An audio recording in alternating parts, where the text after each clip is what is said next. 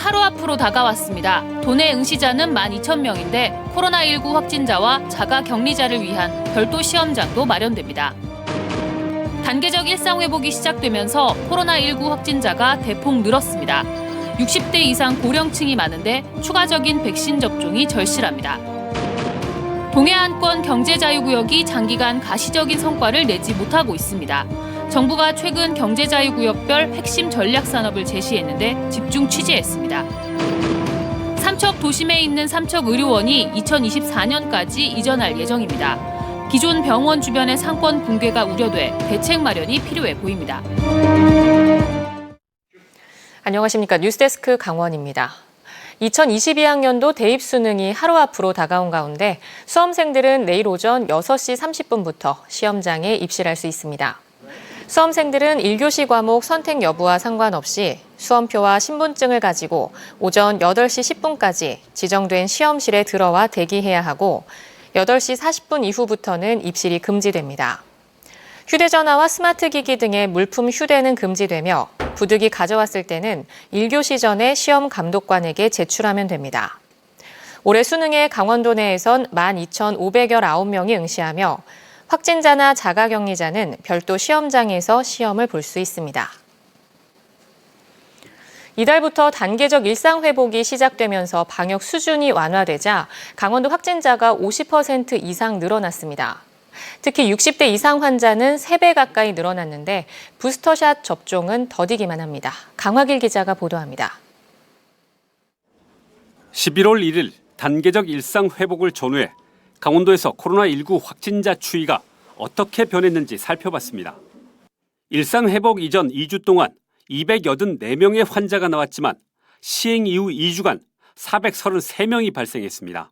52%가 늘어난 겁니다. 특히 주목할 것은 60대 이상 환자가 폭발적으로 늘어났다는 점입니다. 시행 이전 55명이던 확진자가 11월 이후 164명으로 증가했습니다. 증가폭이 자그마치 3배에 달했습니다. 더욱이 단계적 일상회복 시행 이후 돌파 감염도 폭증하고 있습니다. 일상회복 시행 이전 전체 확진자의 37%이던 돌파 감염자가 시행 이후 59%로 치솟았습니다. 특히 60대 이상 돌파 감염자는 시행 이전보다 무려 3배 증가했습니다. 백신을 일찍 맞은 고령층의 백신 효과가 떨어지고 있음을 입증하는 겁니다. 이에 따라 추가 접종 필요성이 더욱 커지고 있습니다. 하지만 추가 접종 속도는 더디기만 합니다. 완전 접종은 80%를 막 넘어섰지만 추가 접종은 대상자의 5.8%에 불과합니다. 도내에 각종 위탁 의료기관에 사전에 예약을 해야 되는데 이런 시스템에 좀 번거로움이 좀 있어서 추가 접종 대상자들이 좀 혼란을 좀 겪고 있는 게 사실입니다. 그나마 다행인 것은 60대 이상 환자가 폭증하고 있지만 위중증률은 상대적으로 낮다는 겁니다. 60대 이상 위중증 환자는 단계적 일상회복 이전 8명에서 시행 이후에는 9명으로 1명 느는데 그쳤습니다. 그만큼 백신의 중증 예방 효과가 크다는 점을 확인시켜준 셈입니다. 이에 따라 아직까지 백신을 맞지 않은 사람과 추가 접종의 속도를 높이는 것이 일상회복에 더 가까워지는 지름길이 됐습니다. MBC 뉴스 강화길입니다. 오늘 오후 6시 기준 강원도 내에서 코로나19 신규 확진자가 51명 추가됐습니다. 시군별로는 철원 17명, 춘천 12명, 원주 11명이 쏟아졌고 태백 3명, 홍천 2명이 확진됐으며 강릉, 동해, 속초, 삼척, 횡성, 고성에서 각각 1명씩 나왔습니다. 도내에선 일상회복 이후 코로나19 확진자가 빠르게 늘고 있는 가운데 그제부터 사흘째 50명이 넘는 확진자가 쏟아지고 있습니다. 강원도 내 누적 확진자 수는 7,801명입니다. 강원도가 지방세와 지방행정제재 부과금 1,000만 원 이상을 체납한 258명의 명단을 공개했습니다. 지방세 체납액은 개인 178명이 73억 원, 법인 50개 업체가 33억 원이며 지방행정제재 부과금은 개인 24명이 5억 원, 법인 6개 업체가 1억 6천만 원을 체납하고 있습니다. 올해 새로 공개된 체납자 가운데 개인은 춘천에 사는 부동산 매매업자 58살 박모 씨가 모두 314건, 9억여 원의 부동산 취득세를 내지 않았고 삼척에 사는 50살 양모 씨는 종합소득세 2억 4천여만 원을 체납했습니다.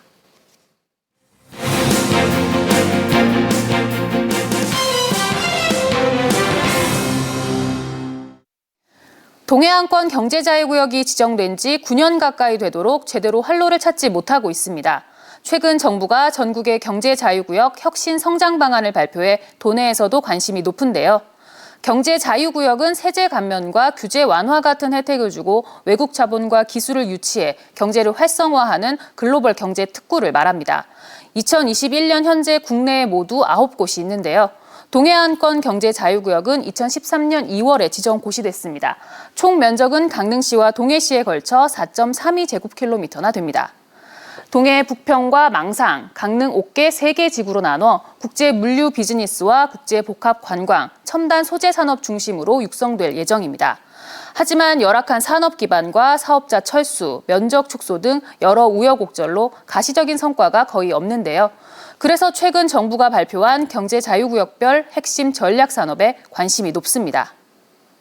정부는 최근 전국 9개 경자구역별 특성과 여건을 반영해 활성화와 혁신 성장을 위한 핵심 전략 산업을 선정했다고 밝혔습니다. 동해안은 수소에너지, 첨단 소재 부품, 휴양형 관광 레저 3개 산업이 선정돼 수소는 북평, 첨단 소재 부품은 옥계, 휴양 관광 레저는 망상을 중심으로 추진됩니다. 부평지구는 다음 달 장기 임대단지 입주기업 모집 2차 공고를 내고 수소 관련 기업 유치에 집중합니다. 전체 22필지 가운데 앞서 1차 공고에서는 2개 기업을 유치했습니다. 대기업 같은 경우는 이제 그 3% 정도, 그다음 중견기업 같은 경우는 5%, 그다음 중소기업은 10% 정도 이제 인센티브를 이제 지원해 주는 그 혜택을 가지고 있고, 임대료를 조성원가보다 싸게 좀 해주고, 그다음에 세제도 일부 좀 감면시켜주고. 강원도가 직접 투자해 지난해 부지 조성을 완료한 옥계는 강릉의 세라믹, 경량금속 등과 연계한 첨단 소재 부품 기업의 집적화 계획을 세웠습니다. 상황이 녹록치 않은 것은 9개 경자구역별로 핵심 전략 산업이 유사하고 겹친다는 겁니다. 국내에 한정돼 있는 관련 기업을 모시기 위해 또다시 경자구역 간 유치전이 불가피합니다. 수소에너지만 봐도 이미 가장 앞서 기업 환경을 갖추고 있는 울산, 경기청과 경쟁이고 첨단 소재 부품도 부산 진해, 광양만, 충북과 중복됩니다. 투자할 수 있는 기업이 몇 개나 되겠느냐는 거예요. 오히려 울산이라든가 전라도의 그런 큰 어떤 공단이나 이런 데서 유치하는 데가 훨씬 더 인센티브나 환경이 좋을 텐데, 그리고 주변에 기업들도 많잖아요. 망상지구는 이미 1, 2, 3지구 개발 사업자가 모두 선정됐다는 점에서는 사정이 낮지만 지구별 온도차가 큽니다. 호텔 리조트 건설이 골자인 2, 3지구는 동부건설이 세계적인 체인과 손잡기로 하고 12월 중 실시계획 승인 제출을 준비하는 등 순조로운 상황입니다. 동해시가 최근 민간 사업자의 제안으로 추진하는 망상 골프장 사업도 보탬이 될 전망입니다. 망상 실버타운 인근 55만 평 부지에 현재 그 주식회사 더 시뷰라는 민간 투자 업체랑 저희들이 저번 달 10월 21일 날 MOU를 체결하고 예정대로라면 2024년 말경에 준공이.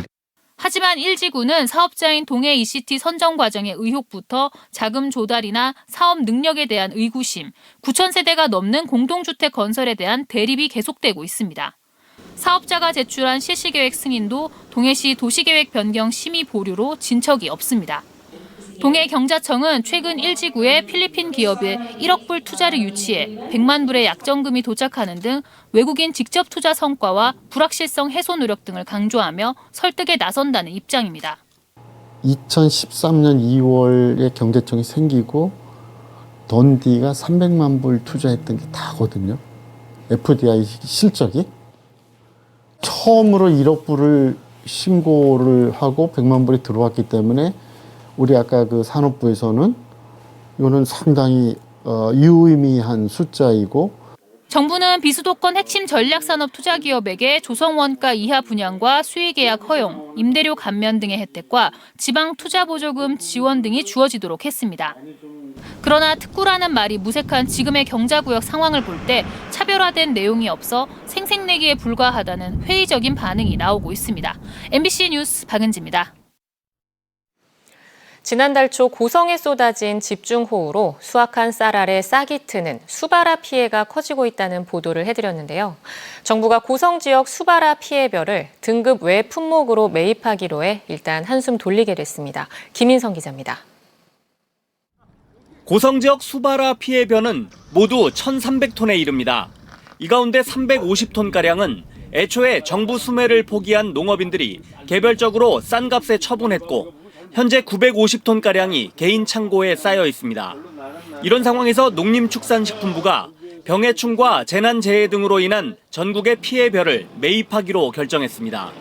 강원도는 전북에 이어 두 번째로 많은 965톤으로 이 가운데 953톤이 수바라 피해를 입은 고성입니다. 매입가는 등급 외 A급은 정상벼 1등급의 76.92%인 57,790원, B급은 64.1%인 48,160원, C급은 51.28%인 38,530원으로 지난해 등급 외 수매가보다는 7, 8%가량 올랐습니다.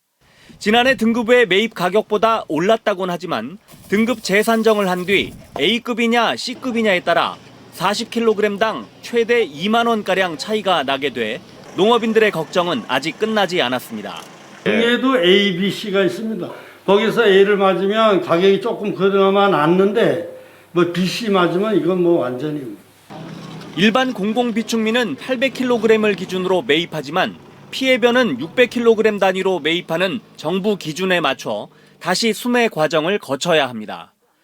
농작물 재해보험의 경우 피해 보상을 받을 가능성이 높아지고 있습니다. NH손해보험 측은 고성의 피해 현장을 지속적으로 방문해서 일일이 피해 상황을 확인하고 있다며 수바라도 결국 자연재해인 만큼 농작물 재해보험의 적용 대상이 될 수 있는지 긍정적으로 평가하고 있다고 전했습니다. 하지만 등급 외 품목에서도 A급과 C급의 차이가 크고 농작물 재해보험도 가입자에게만 혜택이 돌아갈 수밖에 없어 보상 규모는 농업인마다 크게 달라질 전망입니다. MBC 뉴스 김인성입니다. 삼척시 남양동에 있는 삼척의료원이 2024년쯤 이전을 앞두고 있습니다.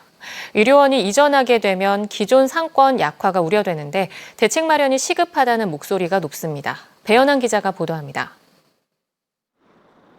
삼척시 정상동의 터미널 인근 주차장 부지입니다.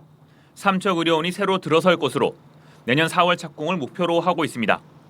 강원도가 모두 560억 원을 들여 지상 4층, 지하 2층 규모로 짓교될 삼척의료원은 21개 진료과와 250병상을 갖춘 종합병원으로 운영될 계획입니다.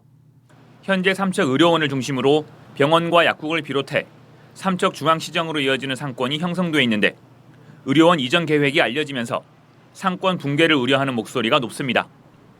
그 동네에 상당한 공동화 현상이 일어납니다. 그러면은 구도심 지역이 더 공동화 현상이 일어날 수밖에 없는데 공실이 나는데 그 공실을 메우기 위해 가지고는 거기 유치할 수 있는 걸 잘 연구해 가지고 삼척의료원 이전 이후 기존 의료원의 부지 활용 방안을 놓고 다양한 의견이 제시되고 있습니다. 현재 삼척의료원 부지는 요양병원 중심의 강원대 제2병원 건립이나 삼척시청 이전 등의 활용 방안이 나오고 있습니다.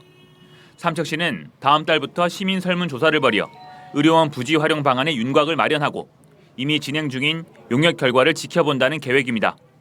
기존 의료원 부지를 장기 발전에 부합되도록 활용할 방안을 모색하기 위하여 2021년 2월 삼척의료원 이전 부지 기본 구상 용역을 시행하게 되었습니다. 그러나 인근에 위치한 죽서루 옆 조선시대 관아터가 사적으로 지정 예고돼 있어 문화재 보호구역으로 묶이면 의료원 부지의 층고 제한 등으로 인해 활용 방안 마련에 제약이 따를 수밖에 없습니다. 삼척의료원 부지 활용 방안에 관한 용역 결과는 내년 6월쯤 나올 전망인데 삼척시가 어떤 해법을 내놓을지 관심입니다. MBC 뉴스 배연환입니다.